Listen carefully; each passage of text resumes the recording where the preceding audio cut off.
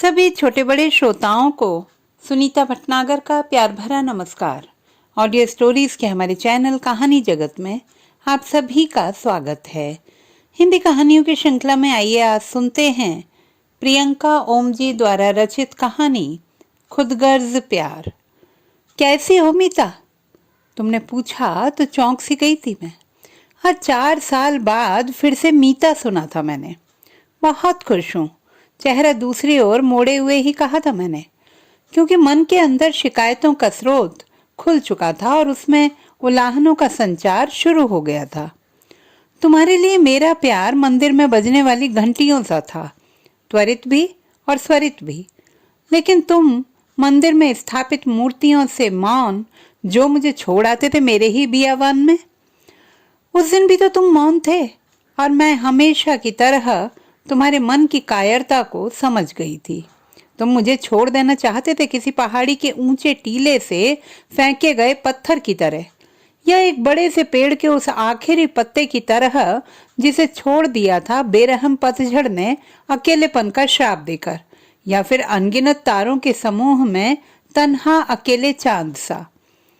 मैं कुछ पूछना भी नहीं चाहती थी, क्योंकि मैं जानती थी सिवा तुम्हारी खामोशी के कुछ ना मिलेगा। इसलिए तुम्हारी तरफ से अलविदा भी मैंने ही कहा, बिना आंसुओं के सैलाब के जो कब से आतुर थे बह जाने को, बेचैन थे पलकों का बांध तोड़ जाने को। किंतु हंसते मुस्कुराते जोड़ों को देखकर मैं भी मुस्कुराई थी तुम्हारे लिए आखिरी बार, और चल पड़ी थी पीछे पैरों के निशान छोड़कर, जबकि जानती थी कि तुम मेरे पीछे नहीं आओगे। आज जब तुम सामने हो तो कोस रही हूं अपने उन्हीं निशानों को। अभी अभी तो खुशियों की छोटी छोटी कश्तियां मैंने जीवन के समंदर में उतारी हैं, और तुम हाई टाइड की तरह डरावने सपने लेकर आ गए हो। बंद पड़ी किताब में पड़े पीपल के पत्ते की तरह जब तुम्हारी यादें सूख कर जालीनुमा हो गईं, तो तुम मयूर पंख के भ्रम में अपनी उपस्थिति की चाक खिलाना चाहते हो। शायद तुम नहीं जानते कि अब मैंने किताबें भी पढ़ना बंद कर दी हैं। तुम तो अनाहुत थे ना लौट के आने वाले, फिर क्यों आ जाए हो? देखो ना, हृदय का वह अवांछित हिस्सा जो पड़ा हुआ था लावारिस लाश की तरह अब भी निर्जीव है। तुम पहले भी निष्ठुर थे और आज भी हो। क्या जरूरत थी तुम्हें आने की?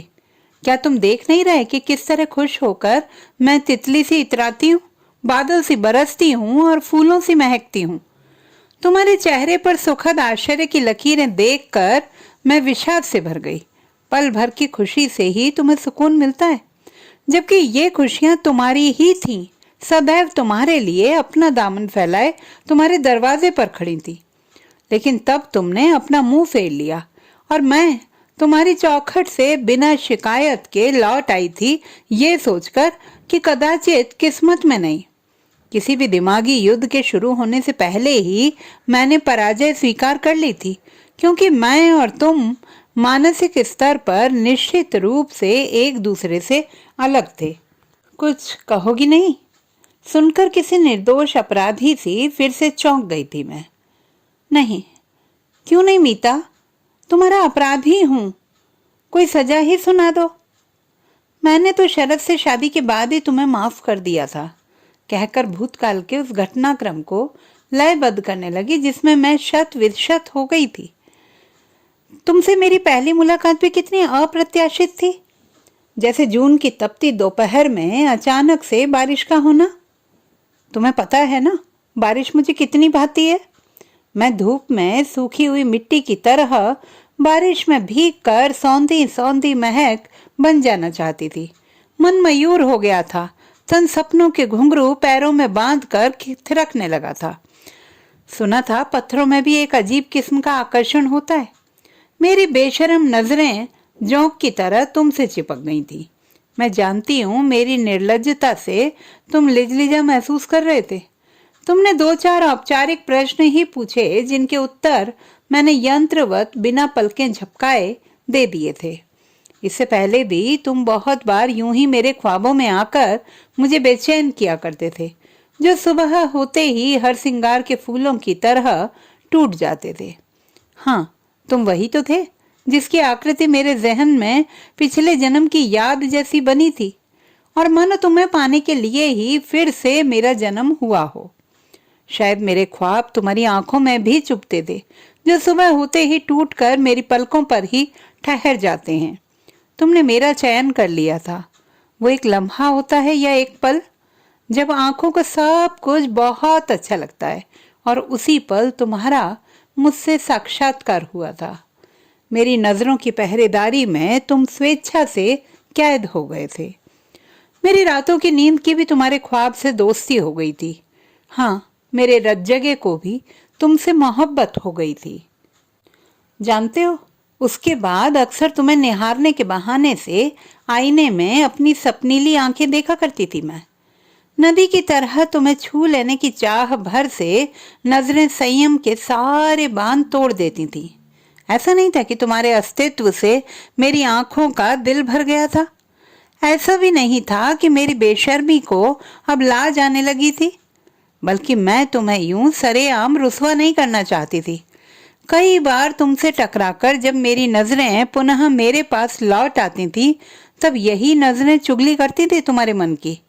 कह जाती थी कितनी ही मौन बातें तुम्हारे खामोश होंठों की। नजरें इत्र में भीगी नायाब हरफों से सजी छोटी छोटी गुलाबी लिफाफे वाली चिट्ठियों में तब्दील हो गई थी।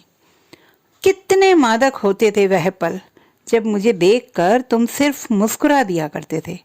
जानते हो, तुम्हारे नशे में मैं सारी रात बहका करती थी, और वह बहकना भी बहने जैसा होता था, जिसमें मैं बहुत दूर निकल जाती थी, इतनी दूर कि वापस आना भी तुमसे बिछड़ने जैसा लगता था। जब लंच में सब पेंट्री पर चले जाते थे, तब रह जाते थे मैं और मेरी किताब। फरफराते पन्नों से निकलकर जब बिखर जाते थे शब्द मेरे आसपास, तब मैं तुम्हारा हाथ पकड़कर निकल पड़ती थी अपने उस सपनीले गुलशन में, जहां मेरी और तुम्हारी हंसी के गुलाब खिला करते थे। ऐसे में एक दिन अचानक ही तुमने पूछा था, चाय पियेंगे आप? यह इतना आकस्मिक और अप्रत्याशित था कि मैं चौंक गई थी। यकीनन बुत भी बोला करते, जी पी लूंगी। इतना सुनते ही तुम लगभग दौड़ते हुए गए थे, और अगले ही मिनट चाय के 2 मग लेकर तुम मेरे सामने वाली चेयर पर मुझ पे नजरें गड़ाए मुस्कुरा रहे थे। तुम्हारी मुस्कुराहट ने मेरे चेहरे पर सुर्ख रंग उंडेल दिया था। तुमने अपनी नजरें हटा ली थी। इतनी जल्दी? मैंने फिर से रुकी हुई बातों का सिलसिला शुरू किया था। नहीं तो खत्म हो जाती। अब तो सब दीवाने हो गए हैं। बहुत लंबी लाइन होती है। मैंने चाय पी और शुक्रिया में बहुत अच्छी है कहा था। तुमने थोड़ा खुश होते हुए कहा, स्पेशल होती है, खास मेरे कहने पर लंच में बनती है। अब तुम्हारे लिए भी बनेगी। आपसे तुम तक का सफर चाय के साथ ही खत्म हो गया था। फिर तो रोज ही लंच में हमारा चाय और बातों का सिलसिला शुरू हो गया था, और अगर कभी तुम ना होते तो मैं अपनी किताब निकाल लिया करती और एक अलग सी रोमानी दुनिया में खो जाती। तुमने चाय के बारे में कहा था, चाय और बातों का गहरा रिश्ता है। इलायची वाली चाय पीते हुए मनपसंद विषय पर बातें करना तुम्हें बहुत पसंद है, लेकिन मैंने तुम्हें कभी नहीं बताया कि उस दिन मैंने पहली बार चाय पी थी। तुम्हारी बातें तो तुम्हारी ही होती थी, लेकिन अक्सर तुम्हारी नहीं होती। उनमें कुछ अलग सा होता था, लेकिन मैं उस अलग से जुड़े तुम को ढूंढ लिया करती, जो मेरे लिए वास्तविक रूप से अपरिचित था। तुमने अकेलेपन के बारे में कहा, ये एक खास किस्म के नशे जैसा है और तुम्हें इसकी लत लग गई है। नशा मेरे लिए एक नकारात्मक भाव था, जबकि अकेलापन तपती हुई जून की सुनसान दोपहर जैसी। एक दिन तुमने मुझसे पूछा था, जब मैं नहीं होता तब तुम ये क्या पढ़ती रहती हो? मुझे किताबें पढ़ने की आदत है। कैसी किताबें? रोमानी साहित्य। तुम्हारे चेहरे पर आश्चर्य की कई लकीरें एक साथ उभर आई थी। मैं कविताएं भी लिखती हूँ, पढ़ोगे? नहीं, मुझे समझ नहीं आएंगी। फिर कुछ रुक कर कहा था, तुम में कुछ अलग सा मुझे तुम्हारी ओर खींचता है। लंच के खाली टाइम में जब दूसरी लड़कियां नेल पेंट और लिपस्टिक की बातें करती हैं, तुम अपनी पसंद की कोई किताब पढ़ती हो। एक और बिजनेस हैंडल करती हो और दूसरी ओर कविताएं लिखती हो। तुम एक कंप्लीट कंट्रास्ट पैकेज हो, आर्ट और बिजनेस का। मुझे दुख हुआ था, तुमने मेरी कविताएं पढ़ने से साफ मना कर दिया था। क्या तुम सिर्फ मेरा मन रखने के लिए नहीं पढ़ सकते थे? कितना खुश हो जाती मैं, सिर्फ मेरी खुशी के लिए ही सही, लेकिन तुम निष्ठुर जो ठहरे। मेरे मन में चल रहे द्वंद्व से अनभिज्ञ तुमने कहा था, वाकई तुम कमाल हो। इतना सुनते ही खुशी से सराबोर हो गई थी मैं। औरत का मन ऐसा ही होता है, थोड़ी सी तारीफ सुनकर पुलकित हो जाता है, बिल्कुल ओस की बूंद सा होता है। हमारा दर्द प्यार की किरणें पड़ते ही गायब हो जाता है और मन गुलाब की पंखुड़ियों सा खिल जाता है। मैंने खुश होकर कहा था, मैं वर्गो हूँ, मुझे ईश्वर ने ऐसा बनाया है, आधा व्यावसायिक और आधा रूमानी। उस दिन हम पहली बार अकेले मिले थे। मैंने कहा था, जानते हो, ऑफिस की आधी से अधिक लड़कियां तुम पे फिदा हैं। अच्छा, तुम्हें आश्चर्य हुआ था? क्यों, तुम्हें पता नहीं? मेरा तो सारा ध्यान सिर्फ तुम पे रहता है मीता। कहते हुए तुमने मेरी आंखों में देखा था और एक बार फिर शर्म की सुर्खियां मेरी रगों से निकलकर मेरे चेहरे पर बिखर गई थी। आजकल सब मुझे छेड़ते हैं कि कल से मैं भी लंच नहीं लाऊंगी। क्या सचमुच? तुम्हें यकीन नहीं हुआ था? सचमुच? उनसे कह दो अब मेरी रूह तक पर भी तुम्हारा अधिकार हो चुका है। कहते हुए तुमने मेरा हाथ पकड़ लिया था और मैं सर से पांव तक सिहर गई थी। मुझे ऐसा लगा था मानो तुम कोई देव हो जिसका इंतजार स्वर्ग की सारी परियां करती हैं, लेकिन तुम मेरे सपने में खोए थे। लेकिन जब मैंने तुमसे तुम पे अपना अधिकार मांगा तो तुम्हारे पास सिवाय मौन के कुछ और न था। तुम्हें मेरी आंखें बहुत खूबसूरत लगती थी। मैंने कहा था, खूबसूरत सपनों से भरी, सपनीली आंखों वाली, सपनों की दुनिया में विचरण करने वाली नमिता। तुमने हंसते हुए कहा था, सचमुच मेरी सपनों की एक अलग दुनिया है जहां तुम हो, मैं हूं और खुशियां हैं। सपनों की किस्मत में तो टूटना लिखा होता है, उसका खुशियों से क्या वास्ता, क्योंकि वास्तविक जीवन में तो खुशियां होती ही नहीं मीता। तुम्हारी आवाज बहुत दूर से आती हुई लग रही थी। तुम्हारा दिल डूबा हुआ था कहीं गहरे में। खुशियां हमारे अंदर होती हैं वरुण, उसकी तलाश में हम इधर उधर बिल्कुल वैसे ही भटकते हैं जैसे मृग कस्तूरी की खोज में। तुम बात को अधूरा छोड़कर उठ गए थे। तुम्हें कनिका के साथ खुश देखकर मेरे अंदर कुछ सुलग गया था। आखिर औरत हूं ना, ईश्वरीय विकृति से कहाँ अछूती हूँ। जलन तो तुम्हें भी होती थी मुझे जतिन के साथ देखकर, लेकिन तुम कहते नहीं थे।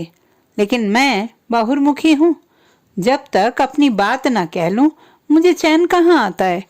उस दिन भी मैंने साफ साफ पूछ लिया था, क्या कनिका मेरी सौतन है?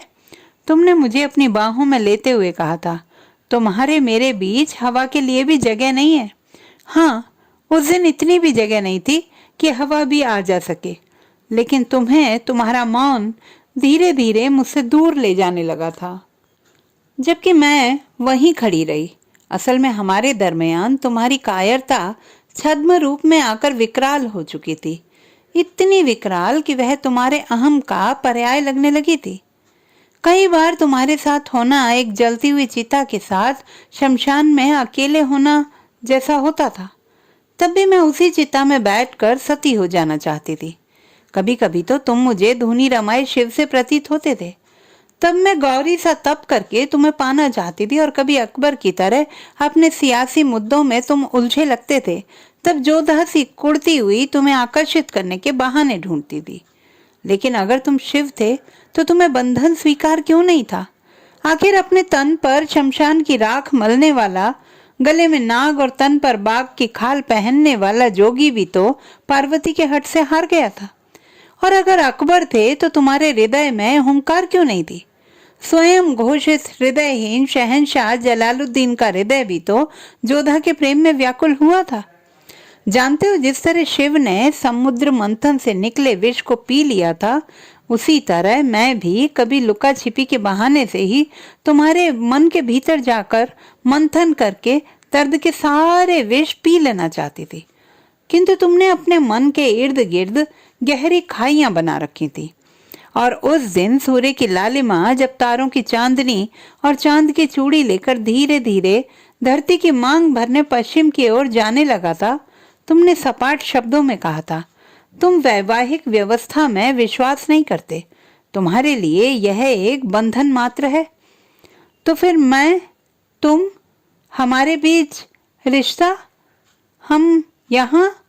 गले के बीच ही मेरे शब्द दम तोड़ रहे थे। घुटे शब्द मुझे कांटों से चुभो रहे थे और जो शब्द होंठों से टकरा के निकल रहे थे वह मेरी तरह ही टूटकर बिखर रहे थे। समंदर अपनी जगह था, किनारों से लड़ झगड़ के लहरें शांत हो चुकी थी। ऐसा लग रहा था मानो अब उसमें कोई उत्तेजना शेष नहीं बची थी। उसकी सारी ऊर्जा समाप्त हो चुकी थी, इंद्रियां शिथिल पड़ गई थी, समंदर घट के आधा हो गया था। तुमने मेरे हाथों पर अपना हाथ रखा था, बर्फ से ठंडे हाथ, शरीर की सारी ऊष्मा भाप बनकर पलकों पर बिछ गई थी बरसने को। लेकिन मैं तुम्हें अपने आंसू की बाढ़ में बहाकर नहीं पाना चाहती थी। अपना चेहरा विपरीत दिशा में मोड़कर मैंने धीरे से अपना हाथ खींचा था। मीता, क्या एक दिशा में देखने के लिए शादी के बंधन में बंधना जरूरी है? क्या सिर्फ हमारे साथ की ऊष्मा काफी नहीं है? तुमने पूछा था। मैंने तुम्हें ध्यान से देखा। तुम्हारा चेहरा भी तुम्हारे शब्दों सा सपाट था, भावविहीन। हाँ, तुम्हारी आंखों में प्रेम था, बहुत ही खुदगर्ज प्रेम।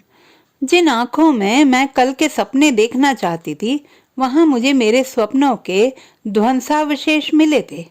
फिर कुछ और देखने की इच्छा ही नहीं हुई। प्रेम का अर्थ पाना नहीं, सदैव देना ही होता है। इसीलिए मैंने भी दे दिया था। तुम्हें तुम्हारी आजादी और मुक्त कर दिया था। तुम्हें तुम्हारे मन की नपुंसकता के साथ अपने उस बंधन से जिसमें कभी तुम बंधे ही नहीं थे। गीली ठंडी रेत पर अपने पैरों के निशान छोड़ते हुए बस यही दुआ कर रही थी कि काश ये तुम्हारे मन की आग को भी शांत कर पाती। मैं नहीं जानता था कि शरद की पत्नी तुम हो। तुमने कहा तो मैं फिर से वर्तमान में आ गई थी। अब तो जान गए हो कि मैं तुम्हारे दोस्त की पत्नी हूँ। मेरी भाषा में स्पष्ट तीखेपन के साथ साथ दोस्त की पत्नी पर अतिरिक्त दबाव था।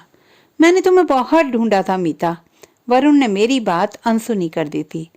स्वयं को ही भूला हुआ इंसान किसी और को क्या तलाशेगा? मैंने फिर से कटाक्ष किया था।